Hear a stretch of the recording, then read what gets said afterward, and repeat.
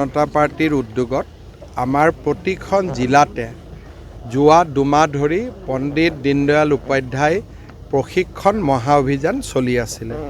আজি আমাৰ গুৱাহাটী মহানগৰ জিলাৰ প্ৰশিক্ষণ শিবিৰ আমাৰ কাহিকুছিৰ গোলাপ বৰবৰা SIRDত অনুষ্ঠিত হৈছিল। সকলো আহিছে, ইয়াত কেইবাটাও বৰ্গ হৈছে। এটা বৰ্গত ভাষণ দিয়াৰ বাবে দলে মোক নিৰ্দেশ দিছিলে, মই অলপ অংশগ্ৰহণ কৰিলোঁ। আৰু আমাৰ ইয়াতে ৰাতিও আছে আমাৰ কাৰ্যকৰ্তাসকল, আৰু যথেষ্ট উৎসাহেৰে সৈতে প্ৰশিক্ষণ শিবিৰত যোগদান কৰিছে। মই আমাৰ গুৱাহাটী মহানগৰ জিলা ভাৰতীয় জনতা পাৰ্টিক ধন্যবাদ জনাইছোঁ। বান পৰিস্থিতি অলপ উন্নত হৈছে, আৰু এতিয়া আমাৰ বহুখিনি জাগাত আমি যাব পৰা হৈছোঁ। আজিও এয়াৰফ'ৰ্চৰ পৰা এয়াৰলিফটিঙো চলি আছে।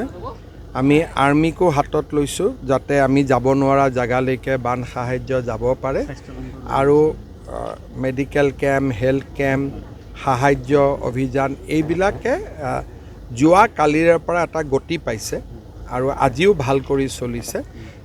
মই ভাবোঁ যে আজিৰ দিনটো ভাল কৰি পাৰ হৈ গ'লে অহাকালিৰ পৰা আমি আৰু সুবিধা কৰিব পাৰিম। ড্ৰোনো ব্যৱহাৰ হৈছে, আৰু এতিয়ালৈকে মৃতকৰ সংখ্যা ৬২লৈকে বৃদ্ধি হৈছে। দয়াঙৰ পৰা যিটো পানী নামি আহি গোলাঘাটক প্ৰভাৱিত কৰাৰ সম্ভাৱনা আছিলে, সেই সম্ভাৱনাটো এতিয়া নাই, কাৰণ ধনশিৰি আৰু ব্ৰহ্মপুত্ৰ যথেষ্ট তলেদি বৈ থকাৰ কাৰণে দয়াঙৰ পৰা অহা পানীটো ওলাই যাব পাৰিছে। সেইকাৰণে গোলাঘাটক লৈ আমাৰ যিখিনি শংকা আছিলে, সেই শংকাখিনি বহু পৰিমাণে দূৰ হৈছে।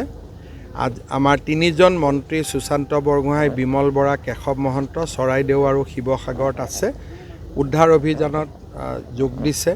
আজি আমাৰ কেন্দ্ৰীয় মন্ত্ৰী সৰ্বানন্দ সোণোৱাল ডাঙৰীয়াও যাব, আৰু 2 দিনৰ ভিতৰত মই আকৌ এবাৰ তাতে যাম, যাতে মানুহখিনিক আমি সকলো ফালৰ পৰা সহায় কৰিব পাৰোঁ।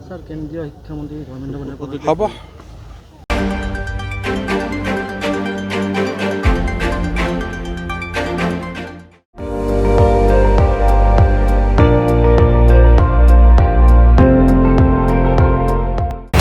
আপুনি চাই আছে ND24, সৰ্বশ্ৰেষ্ঠ নহয় সৰ্বোত্তমৰ দৌৰ।